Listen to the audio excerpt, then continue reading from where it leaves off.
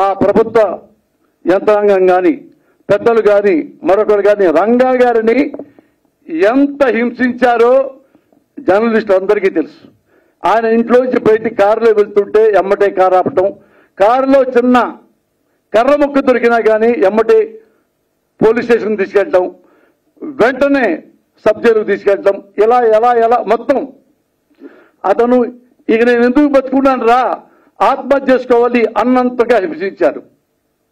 ఒక స్టేజ్లో తెలిసిపోయింది రంగా గారికి నన్ను డెఫినెట్గా చంపేస్తారు.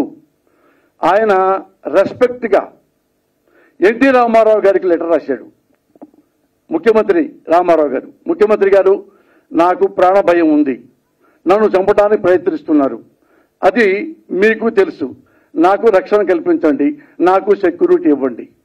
ఇది తెలిసిన చంద్రబాబు నాయుడు రామారావు గారి ద్వారా రంగాకి సెక్యూరిటీ ఇప్పించడానికి ఇష్టపడక దాన్ని పక్కన పడేశాడు.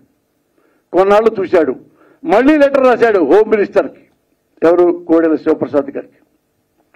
ఆయన పొరపాటును కూడా రెస్పాండ్ అవ్వాల బికాజ్ ఆఫ్ చంద్రబాబు నాయుడు. మళ్ళీ వెయిట్ చేశాడు. ఇక ఆంధ్రప్రదేశ్ ప్రభుత్వం ద్వారా ఒక్క ఎమ్మెల్యే నాకు ప్రాణ రక్షణ కావాలి అంటే ఎవరి ప్రభుత్వాన్ని ఆ ప్రభుత్వాన్ని అప్పుడు మనం చూసాం. ఆయన ధైర్యంగా కేంద్రానికి లెటర్ రాశాడు రాజీవ్ గాంధీ గారికి, అప్పుడు ఆయన ప్రధానమంత్రి.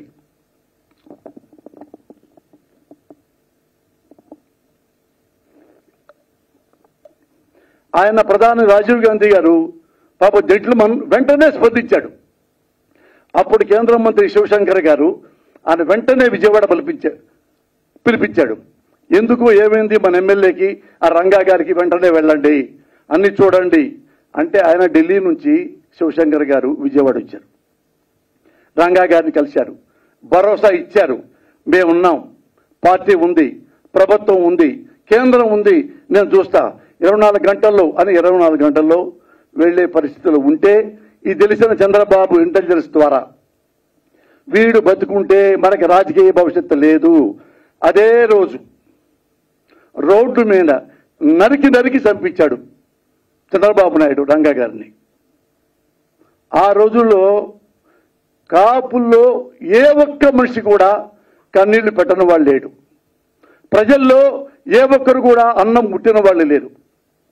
అంతగా ప్రేమించేవాళ్ళు అప్పట్లో రంగా గారిని.